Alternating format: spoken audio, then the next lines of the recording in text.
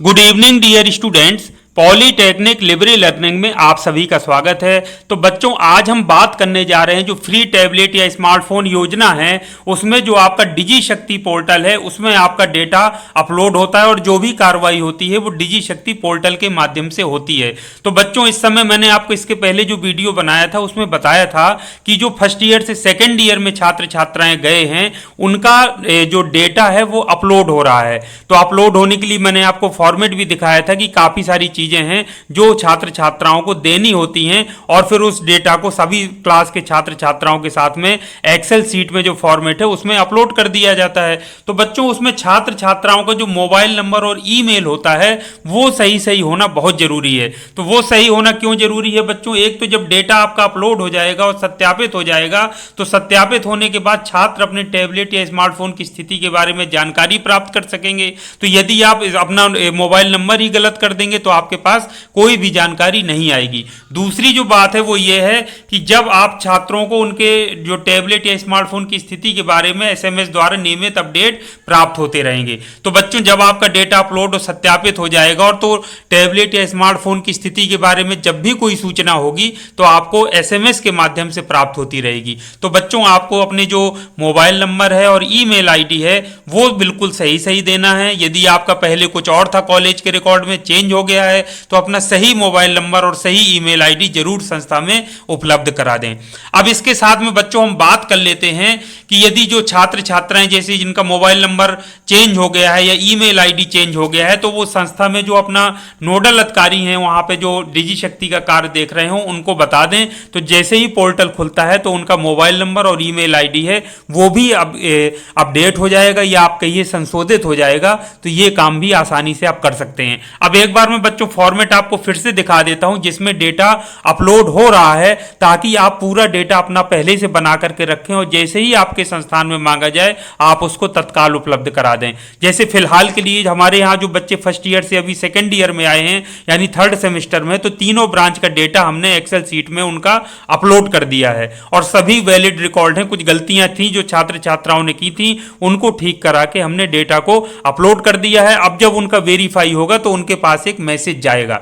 इसके साथ में जो बच्चे सेकेंड ईयर से फाइनल ईयर में आए हैं उनका डेटा पिछले साल ही अपलोड हो गया था, वेरीफाई भी हो गया था, लेकिन अभी यदि उनके मोबाइल नंबर या ईमेल या किसी डेटा में कोई संशोधन है तो वो संस्थान में नोडल अधिकारी को बता सकते हैं। तो अभी फिलहाल तो पोर्टल नहीं चल रहा है, कुछ उसमें प्रॉब्लम आ रही है। जैसे ही वो पोर्टल खुलेगा तो वो बच्चों का डेटा भी संशोधित हो जाएगा।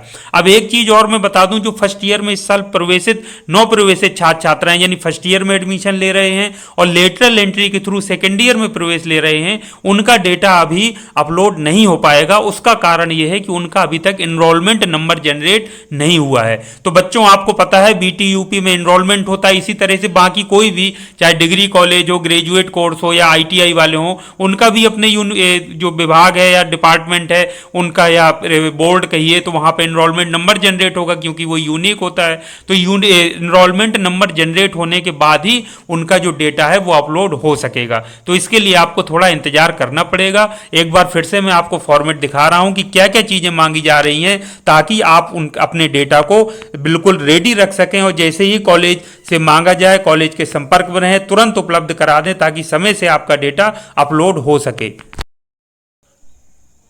देखिए बच्चों, ये है वो फॉर्मेट, इतनी सूचनाएं मांगी जाती हैं। जैसे आप देखिए स्टूडेंट एनरोलमेंट नंबर, तो ये स्टूडेंट एनरोलमेंट नंबर बिल्कुल सही सही दीजिए। Name of student, gender of student, male female, father's name, mother's name, date of birth बिल्कुल सही सही भरिए। आधार नंबर बिल्कुल आप सही दीजिए, इसमें कोई मिस्टेक मत करिए। ये देखिए महत्वपूर्ण है, active mobile number of student. जो आपका मोबाइल नंबर एक्टिव अभी हो और आगे भी एक्टिव रहे वही मोबाइल नंबर आप अपना दीजिए। इसके साथ साथ में ईमेल आईडी भी अपना सही दीजिए। परमानेंट एड्रेस भरना है, आधार से देख करके भर दीजिए। तहसील आपकी क्या है, आधार में लिखा होगा।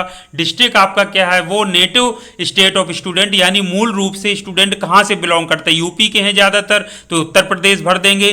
कुछ छात्र छात्राएं बाहर के हैं जो पढ़ने आते हैं जैसे बिहार के या किसी अन्य स्टेट के हैं तो वो वहां का भरेंगे। और नीचे के जो कॉलम है जैसे सब्जेक्ट 1 2 3 4, तो जो ये सभी बच्चों के लिए कॉमन होगा। सिलेबस में जो आपके करंट सेमेस्टर में जो सब्जेक्ट चल रहे हैं वो उसमें फेल हो जाएंगे तो वो संस्था का काम है वो उसको फिल कर देंगे, आपको परेशान होने की आवश्यकता नहीं है। तो ये डेटा बच्चों आपको बिल्कुल कागज में बना करके पहले से रेडी रख लीजिए, ताकि एन मौके पर कोई दिक्कत या समस्या ना हो। ये है वो एक्सेल सीट जो मैंने आपको चीजें बताई हैं, वो लाइन से देखिए सीरियल नंबर और यहां से इस तरीके से लिखी हुई होती हैं। फिर ये जब सभी बच्चों का यहां बन जाता है, मान लीजिए 50 बच्चे हैं, 50 का बन गया, तो इस एक्सेल सीट को फिर डिजी शक्ति पोर्टल पे जाकर के अपलोड किया जाता है। और यदि किसी स्टूडेंट के डेटा में कोई भी दिक्कत होती है तो इनवैलिड डेटा उसको दिखाता है, जिसको कि फिर सुधार करवाना जरूरी होता है, नहीं वो स्टूडेंट्स क्या होंगे, छूट जाएंगे अपडेट होने से। तो बच्चों ये था आपके लिए महत्वपूर्ण अपडेट। तो सेकेंड ईयर और फाइनल ईयर में यदि कोई और विभाग के, जैसे हम बीटीयू को छोड़कर बात करें,